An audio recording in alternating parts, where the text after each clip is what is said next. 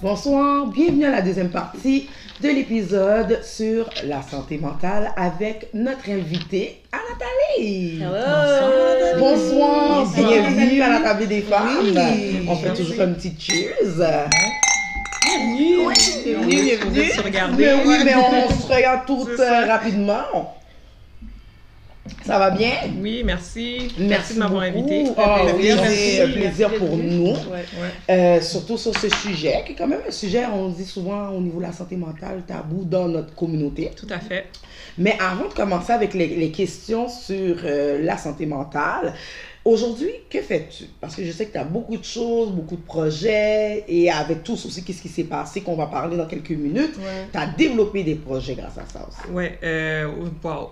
C'est toujours compliqué de répondre à c'est quoi ton occupation parce que effectivement, je suis impliquée dans beaucoup de choses. Mhm. Donc, professionnellement parlant, actuellement, je travaille à la Société canadienne du cancer.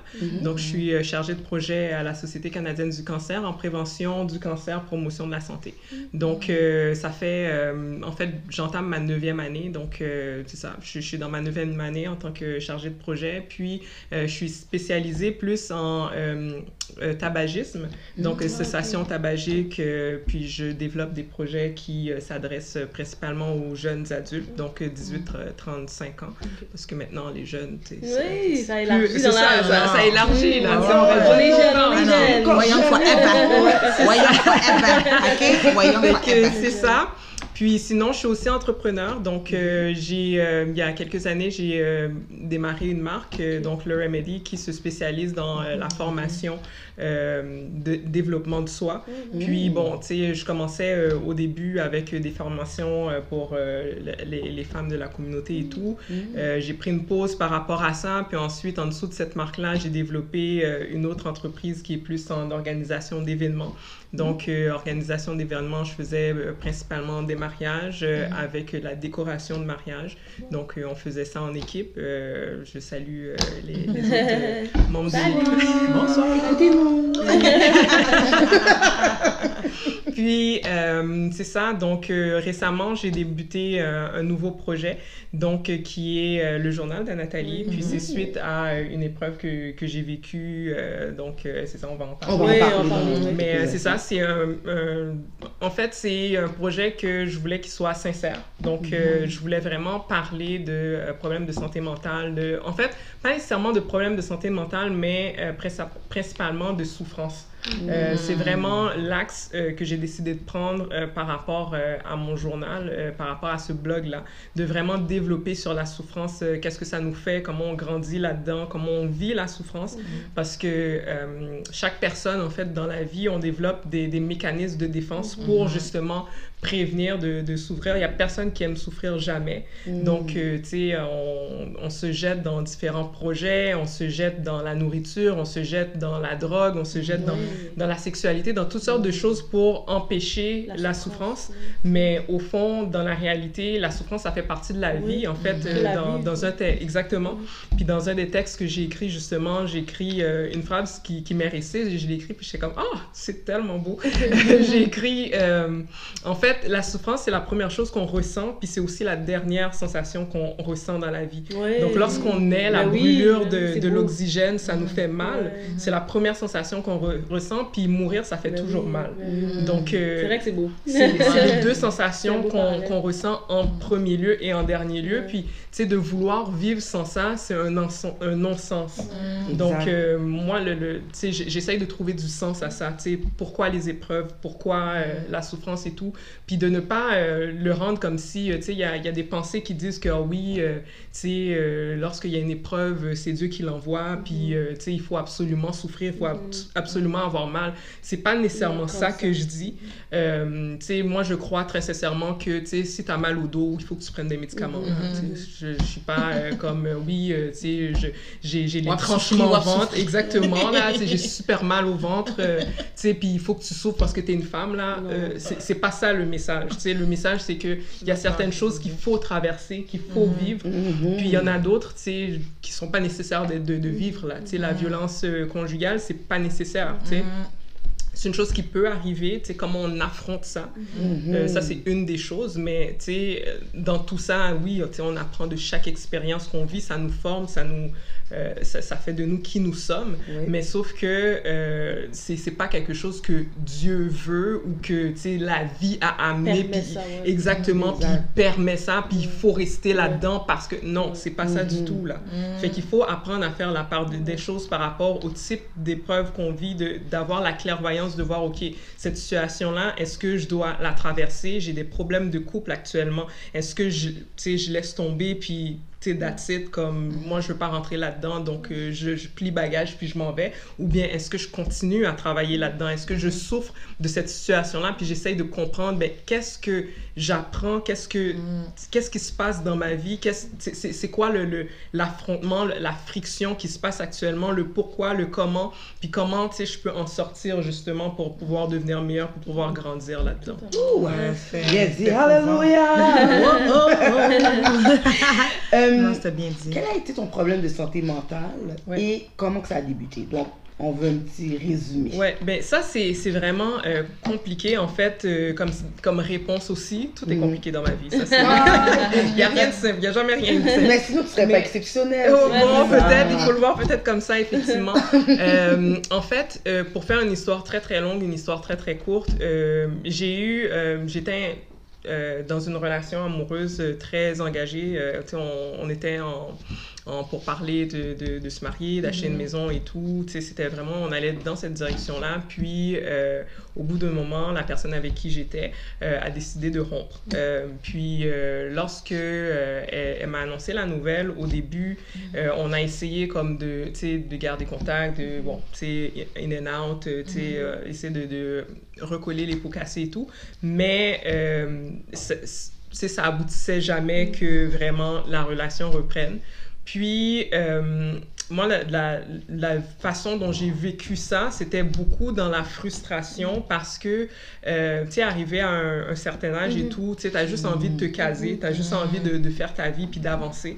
Puis, moi, j'ai jamais eu ce stress-là, en fait. Tu sais, j'étais pas le genre de fille à avoir un 10-year plan ou un 5-year plan, puis là, tu sais, je finis mes études, j'achète ma maison, je trouve le bon gars, Tu sais, ça n'a jamais été ça. Pour moi, ça a toujours été, tu sais, quand la bonne personne viendra, je me mariais avec, puis that's it. Tu sais, j'avais pas de pression par rapport à ça. Puis, tu sais, j'ai étudié longtemps, j'ai voyagé, j'ai développé des projets et tout. Donc, c'est pas un stress pour moi. Tu sais, j'ai vraiment apprécié mon célibat tant que je l'ai vécu. Puis, tu sais, lorsque j'étais célibataire, j'étais pas vraiment célibataire. Tu sais, je fréquentais des gens aussi. Tu sais, j'allais dans des dates et tout.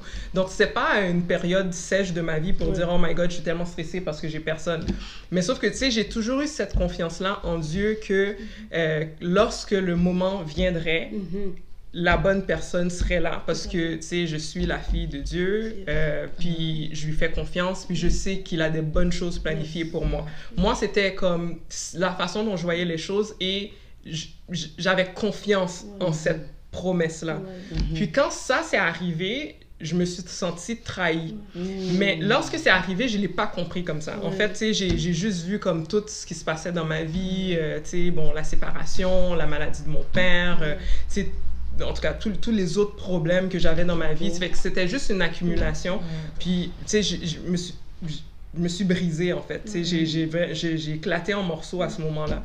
Puis, c'est vraiment au cours de la thérapie, tu sais, puis avec le support de ma communauté religieuse et tout, la chapelle, bonjour, c'est vraiment, tu sais, grâce à eux que j'ai réussi à arriver à un point où est-ce que j'ai compris en fait, qu'est-ce qui m'était arrivé, pourquoi, tu sais, je suis tombée en dépression. Puis, c'était pas une dépression, oh my God, je suis triste, tu sais, je pleure beaucoup, et c'était une dépression clinique majeure. Ouais, tu sais, j'ai perdu énormément de poids. Déjà que je suis petite, là, mais là, tu sais, c'était, tu sais, on voyait comme pratiquement les os, tu sais, j'avais plus de fesses, plus de cuisses, tu sais, j'étais vraiment, là, tu sais, je flottais dans mes vêtements, je mangeais plus, je dormais plus, j'avais de la difficulté d'élocution. Puis, tu sais, j'ai toujours été quelqu'un qui m'exprime quand même assez bien, mais là, j'avais de la difficulté à trouver mes mots, j'avais de la difficulté à me concentrer au travail. Et ça, ce que je vous dis là, ça a duré 6 mois avant que je me rende à l'hôpital. Donc, tu sais, j'avais déjà plusieurs symptômes qui s'étaient présentés. Mais sauf que, tu sais, pour moi, dans ma tête, j'étais comme, ben là, tu sais, c'est comme, it's a heartbreak. Tu sais, on meurt pas d'une peine d'amour. Et donc, tu sais, je vais pas, comme, tu sais, tout lâcher à cause d'une peine d'amour, là, tu sais.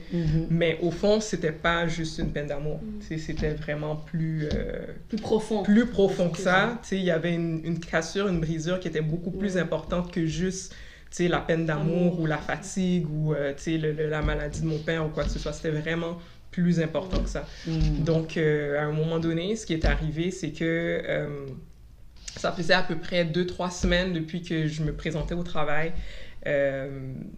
Puis, tu sais, je devais mettre comme un poker face. Puis le poker face, c'était pas vraiment un vrai poker face parce que tout le monde voyait que j'allais pas bien depuis un moment. Là. Tu sais, c'est tellement drôle. Mais parce surtout que c'est une perte de poids aussi qui se met. L'élocution. La fatigue. La concentration. Tu sais, ouais. je me rappelle, tu sais, je me présentais des fois dans le bureau de tu sais, ma gestionnaire, la directrice. Puis, tu sais, elle me posait des questions sur, tu sais, mes projets. Puis, je restais là, puis j'étais comme, ben, j'ai pas de réponse. Puis là, elle était comme, t'as pas de réponse. Tu sais, c'était tellement... Impossible. Qu'est-ce que tu veux? Comment ça, t'as pas de réponse? Le rendement était mais zéro, c'était vraiment, c'est devenu vraiment particulier, là, mon affaire. Puis ça me ressemblait pas. Donc, pour moi, elle était comme, t'as vraiment rien à me dire, là, par rapport à ça. J'étais comme, non, j'arrive pas, comme... Donne-moi le temps de réfléchir, je te reviens là-dessus, là. Mais c'était pas un comme, c'est vraiment juste comme, dans ma tête, c'est comme, c'est ça, c'était ils appellent ça un cloud, là, comme... t'étais dans les nuages. J'étais dans les nuages, là, il y a rien qui connectait, tu sais. Puis encore là, pour moi, c'était comme, non, tu sais, c'est pas grave, tu sais, je mettais tout ça sous le tapis. Puis, effectivement, un matin, je suis arrivée dans le stationnement au travail, puis j'arrivais pas à sortir de l'auto. Donc, je pleurais. Puis ça faisait 2-3 semaines depuis que, à chaque fois que j'arrivais au bureau, tu sais, je pleurais ma vie, là, dans la voiture, au moins 30-40 minutes. Puis après, il fallait que, tu sais, je m'essuie le visage, que je passe une débarbouillette, tout ça. Puis j'affronte la journée. Et j'affronte la journée. Tu sais, ça faisait 2-3 semaines que c'était comme ça. Puis là, cette journée-là, j'arrivais pas. Puis je me rappelle, je suis stationnée proche du travail. À cette époque-là, j'étais pas en stationnement intérieur. Puis, tu sais, j'étais juste comme gelée, là. Puis j'arrivais pas à sortir. Puis à ce moment-là, j'ai appelé ma directrice, puis je lui ai dit, écoute, je suis dans le véhicule, j'arrive pas à sortir.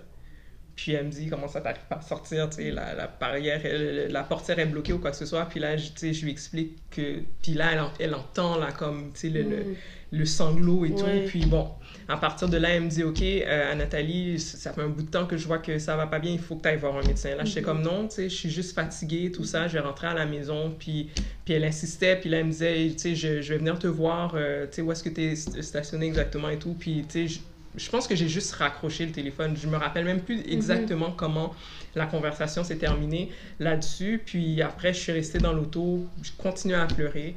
Je pense que... Puis, tu sais, c'est encore très... Dans ma mémoire, c'est pas très clair, là, comment ça s'est passé, le dénouement, mais je sais que j'ai eu la femme du pasteur au téléphone à un moment donné. Puis là, elle m'a dit la même chose, il faut que tu ailles voir un médecin, ça va vraiment pas bien. Puis elle était au courant de tout ce qui se passait. On en parlait déjà depuis le début de l'année, donc elle savait. Puis là, elle me dit non, là, tu sais, on a passé comme le stade de, tu sais, d'en parler comme, tu sais, entre... De faire semblant, là, comme exactement, ça. Exactement, là, il faut vraiment. Puis, tu sais, je voulais pas. Je suis rentrée chez nous, j'ai été me coucher, puis au bout de 2 jours, tu sais, la femme du pasteur est venue chez nous et tout. Puis là, elle m'a dit, écoute, si tu veux, on va aller chez le médecin ensemble. Puis bon, j'étais pas vraiment confortable et tout, mais devant elle, tu sais, j'ai pris rendez-vous. Puis c'est à partir de là, comme tout le reste, je l'explique dans mon journal, là, tout ce qui s'est passé et tout, là. Donc, ouais. Quand même, hein, c'est tout un parcours. Ouais, c'était... ça a pris 6 mois. Ouais, quand même. Puis est-ce que... ce que je peux comprendre, c'est que t'as eu peur au début d'en parler, mais à un moment donné, c'était tellement trop que t'as décidé d'en parler? Ben en fait, non, j'en ai pas parlé. J'ai pas parlé de ma détresse ou en fait, j'avais une amie qui était au courant de notre relation avec mon ex et tout. Puis quand on a rompu, tu sais, je lui parlais de ce qui se passait et tout. Puis là, elle m'a dit, ah, mais tu sais, je pense que là où est-ce que tu es rendu, il faudrait que tu en parles avec la femme du pasteur ou avec quelqu'un dans l'équipe de soutien pastoral, tu sais. C'était avec l'équipe de quelqu'un dans quelqu'un de l'équipe, en fait. C'était pas nécessairement avec la femme du pasteur. Puis finalement, tu sais, c'est avec elle que j'en ai parlé, avec la femme du pasteur. Puis, donc, elle était au courant depuis le début de ce qui se passait parce qu'on se rencontrait quand même de façon régulière. Puis, je lui parlais, puis, tu sais, elle voulait savoir, tu sais, où est-ce qu'on en était rendu, si on allait se remettre ensemble et tout. Puis, tu sais, c'était... Oui, il y avait eu la rupture, mais il y avait d'autres choses aussi dans notre couple qui rentraient là-dedans. Fait que, tu sais, je lui en parlais et tout. Puis, bon, donc, tu sais, j'étais quand même suivie par rapport à ça. Mais, tu sais, la façon dont je l'exprimais, ça démontrait pas nécessairement que j'étais en détresse psychologique. Puis, ce qu'on apprend en counseling, c'est que c'est comme un effet iceberg. Lorsqu'on est en détresse, souvent, ce qu'on voit, c'est que 20% de ce qui se passe en réalité. Donc, le reste est tout en bas. Le reste est en bas. C'est la même chose que le iceberg. Donc, tu sais, tu vois le pic, le bout, mais tu vois, tu sais, toute la majorité de l'iceberg est dans l'eau. C'est 80% qui est dans l'eau. Tu sais, c'est énorme. Donc, tu sais, tout ce que les gens voyaient, c'était le 20%. Donc, tu sais, ce qui se passait dans ma tête, là, que, tu sais, il y a personne qui voyait ça, tu sais. Puis au niveau de mes rendements, oui, tu sais, je me présentais dans des rencontres, puis j'étais pas comme, tu sais... à l'affût et tout, mais sauf que, tu sais, je réussissais quand même à atteindre mes objectifs. Qu'est-ce que tu devais faire était fait quand même. Ce que je devais faire devait être fait. Puis, tu sais, à ce moment-là, les gens voyaient que, tu sais, elle est pas à son top, elle semble perdre du poids, tout ça, mais... Elle est là. Elle fonctionne. Exactement. Puis c'est ça, j'étais dans le mode fonctionnement, tu sais, pendant un bout de temps, là. Donc, non, j'en ai pas parlé parce que pour moi-même, j'étais dans le déni. Pour moi, j'avais pas de problème de santé mentale. J'étais triste. Tu sais, je comprenais pas que j'étais en train de sombrer, là. Puis, ce qui se passe, c'est que, tu sais, t'es comme dans un cycle. Tu sais, au début, tu sais, oui, t'es triste, puis après, tu commences à analyser. Puis moi, je suis beaucoup dans ma tête, dans l'analyse et tout. Tu commences à analyser qu'est-ce qui s'est passé, pourquoi ça s'est passé. Puis là, tu sais, tu commences à ruminer. Puis là, ça part en boucle. Puis là, tu sais, tu commences à intégrer des mensonges dans ta tête. Puis, tu sais, au fur et à mesure que le temps passe, t'intègres ces mensonges-là. Fait que, tu sais, tu te courbes encore plus. Puis, tu sais, c'est comme si la personne qui était debout, au fur et à mesure que le temps passe, tu sais, ses épaules commencent à se courber, tu sais, son estomac commence... Puis, tu sais, tu commences à marcher comme ça, là, au fur et à mesure, mais tu t'en rends pas compte parce que... Tu sais, c'est vraiment dans ta tête que ça se fait. C'est psychologique. Et tu disais comme quoi que tu comprenais pas que tu vivais justement cette dépression-là. Tu étais plus dans la tristesse. C'est quoi, comment tu as compris que tu vivais un problème de santé mentale? Est-ce que c'est en allant, en consultant un professionnel puis qui te l'a dit, puis tu es comme bon, c'est ça?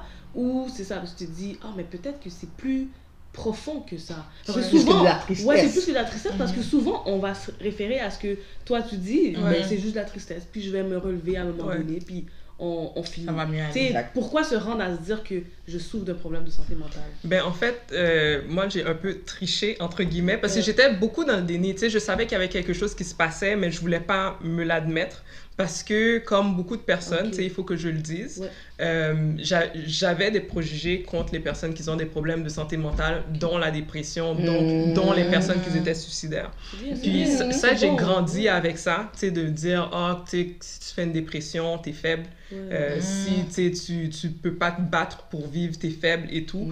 Donc, moi, d'être rendue là, je me suis dit, OK, ben si je suis rendue à ce point-là, c'est que je suis faible. Puis moi, je me suis jamais caractérisée comme étant une femme faible. Donc, c'était un non, là. C'était impossible que j'ai une dépression. Par contre, j'ai quand même étudié en psychologie et j'ai fait du counseling. Donc, je savais très bien c'était quoi les symptômes de dépression. Puis, tu sais, je commençais à voir... veux pas les symptômes, tu sais, je savais, là, comme, tu sais, les idées suicidaires, je les avais, tu sais, la perte de poids...